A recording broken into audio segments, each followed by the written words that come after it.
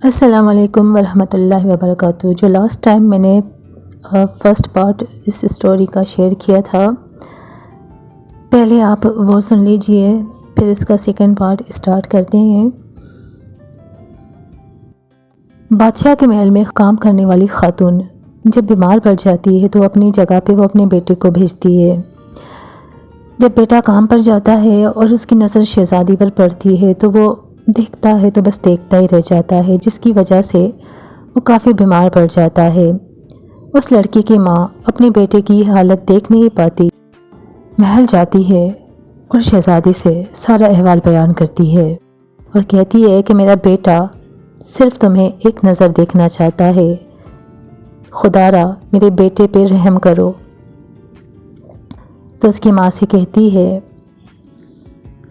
کہ ایسے تو ملاقات ممکن نہیں، لیکن ملاقات کا ایک ہی راستہ ہے، تم اپنے بیٹے سے جا کر کہہ دو کہ وہ دور کسی جنگل میں جا کر بیٹھ جائے اور اللہ اللہ کرتا رہے، نہ تو کسی کا دیا ہوا کوئی تحفہ قبول کرے، نہ ہی کسی سے کوئی بات کرے۔ جب اس کے نام کے چرچے ہونے لگ جائیں گے، بادشاہ خود مجھے اس کی زیارت کو بھیجے گا، اسی طرح تمہارا بیٹا مجھے دوبارہ دیکھ سکتا ہے۔ جب میں یہ اسٹوری پڑھ رہی تھی تو مجھے خیال آیا کہ جیسے پہلے لڑکا کام کرنے کے لیے محل جاتا ہے تو دوبارہ بھی تو جا سکتا تھا، دوبارہ بھی تو اسی شہزادی کو دیکھ سکتا تھا، لیکن یہاں پر مقصد کچھ اور تھا۔ یہاں پر جو اس اسٹوری کو ترتیب دے رہا تھا وہ یہ نہیں چاہتا تھا کہ اتنی آسانی سے یہ موقع اس کو میسر آتا۔ اس کی ماں جب گھر آتی ہے اور اپنے بیٹے سے کہتی ہے کہ جا کر کسی دور جنگل میں بیٹھ جاؤ اور صرف اللہ اللہ کرتے رہو، کسی کا دیا ہوا کچھ نہ لینا، کسی سے بات نہ کرنا، تو اس کا بیٹا کہتا ہے ماں مجھے تو ذکر و اذکار بھی نہیں آتے، لیکن میں جاؤں گا۔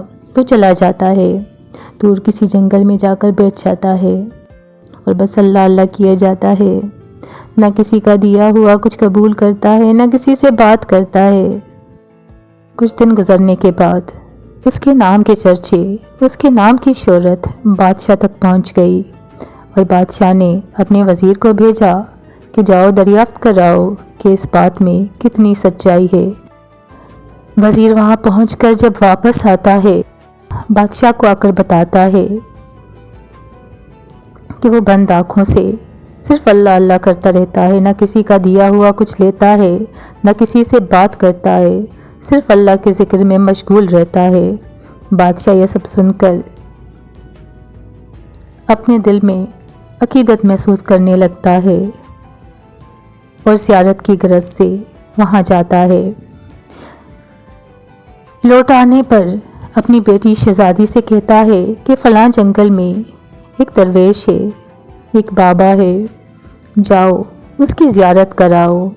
یوں بادشاہ کی اجازت سے وہ شہزادی اس کی زیارت کو جاتی ہے۔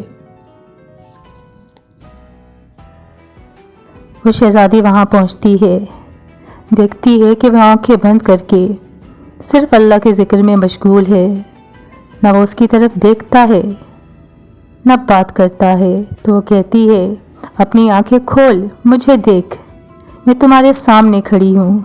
وہ پھر بھی آنکھیں نہیں کھولتا۔ یہ دیکھ کر شہزادی کو غصہ آنے لگتا ہے، وہ تھپڑ مار کر کہتی ہے اپنی آنکھیں کھول، مجھے دیکھ، میں تمہارے سامنے کھڑی ہوں، جس کے لیے تو نے سارا ڈرامہ رچایا ہے، تو مجھے دیکھتا کیوں نہیں؟ تب وہ لڑکا بند آنکھوں سے صرف اتنا کہتا ہے جا چلی جا یہاں سے، مجھے تمہیں نہیں دیکھنا، چلی جا، واپس چلی جا یہاں سے۔ تب وہ شہزادی مایوس ہو کر وہاں سے چلی جاتی ہے۔